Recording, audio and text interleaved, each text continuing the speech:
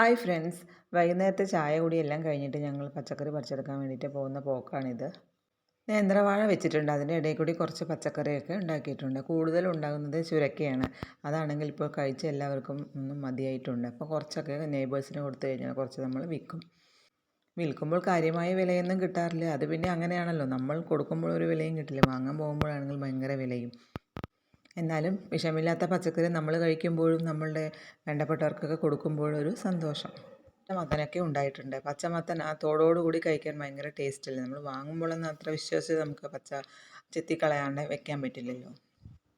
പാടത്ത് പോയാൽ നല്ല രസമാണ്, മനസ്സിനും കണ്ണിനും എല്ലാം. നല്ല ഈ തവളകളുടെ ശബ്ദവും അതിൻ്റെ ഇടയിൽ കൂടെ ചിലപ്പോൾ പാമ്പും ഉണ്ടാവും, അതാണ് ഒരു പ്രശ്നം. അപ്പോൾ കുറച്ച് സാധനങ്ങളൊക്കെ കിട്ടിയിട്ടുണ്ട്. വഴിനീളെ വീട്ടുകാരോടൊക്കെ സംസാരിച്ച് വീട്ടിലെത്തിയതാ. ഇന്നത്തെ വിളവെടുപ്പാണിത്. പിന്നെ വിളക്കൊക്കെ കൊളുത്തി നാമം ചൊല്ലി ഭക്ഷണം കഴിച്ചു. അപ്പോൾ ഇത്രയേ ഉള്ളൂ.